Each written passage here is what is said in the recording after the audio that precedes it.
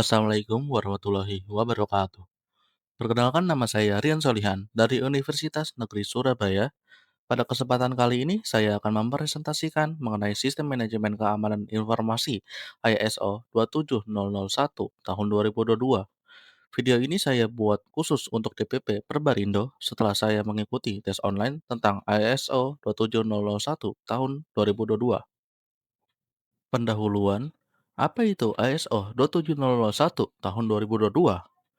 ISO 27001 tahun 2022 adalah standar internasional untuk sistem manajemen keamanan informasi. Standar ISO 27001 tahun 2022 menyediakan kerangka kerja sistematis untuk mengelola, melindungi, dan mengontrol informasi sensitif perusahaan. Tujuannya adalah untuk menjaga kerahasiaan, integritas, dan ketersediaan informasi. Mengapa penting? Yang pertama, perlindungan aset. Dikarenakan informasi adalah aset berharga, standar ini membantu melindunginya dari ancaman cyber, pencurian data, dan kebocoran informasi. Yang kedua, kepercayaan pelanggan untuk menunjukkan komitmen terhadap keamanan data, membangun kepercayaan, dan reputasi. Yang ketiga, kepatuhan regulasi untuk membantu memenuhi persyaratan hukum dan regulasi terkait perlindungan data. Yang keempat, manajemen risiko proaktif, mengidentifikasi dan mengelola risiko keamanan informasi secara sistematis, bukan hanya reaktif. Konsep dasar sistem manajemen keamanan data menggunakan CIA Triad. Tiga pilar keamanan informasi yaitu pertama, kerahasiaan confidentiality untuk memastikan informasi hanya dapat diakses oleh pihak yang berwenang. Contohnya, menerapkan kontrol akses yang ketat untuk data pelanggan. Kedua, integritas integrity untuk menjaga keakuratan dan kelengkapan informasi, serta metode pemrosesannya. Contohnya, mencegah data transaksi keuangan diubah tanpa otorisasi. Ketiga, ketersediaan availability untuk memastikan pengguna yang berwenang dapat mengakses informasi dan aset terkait. Contohnya, melakukan backup data dan merencanakan keberlangsungan bisnis.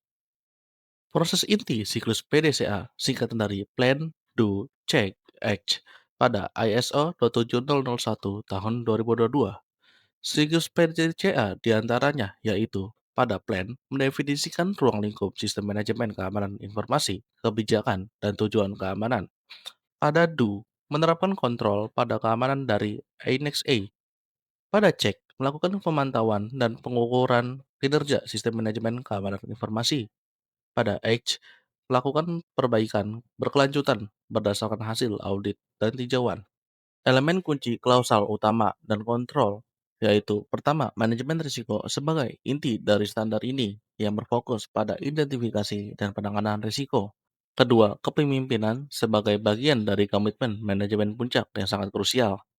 Ketiga, lampiran A atau Annex E yang berisi 93 kontrol keamanan yang dapat dipilih dan diterapkan. Keempat, pernyataan penerapan SOA untuk dokumen yang menjelaskan kontrol mana yang diterapkan dan alasannya sesuai dengan profil risiko organisasi. Manfaat utama ISO 27001 tahun 2022 yaitu meningkatkan reputasi, membangun kepercayaan, kepatuhan pada peraturan, perlindungan keamanan, keunggulan kompetitif, dan efisiensi operasional. Kesimpulannya, bagi Perbarindo, mendorong implementasi standar ISO 27001 tahun 2022 adalah langkah krusial untuk membangun sebuah ekosistem BPR atau Bank Perekonomian Rakyat yang tangguh, terpercaya, dan berkelanjutan. Ini bukan lagi sebuah pilihan, melainkan sebuah keharusan untuk bersama-sama mengamankan masa depan BPR di tengah tantangan ekonomi digital. Sekian dari presentasi ISO 27001 tahun 2022.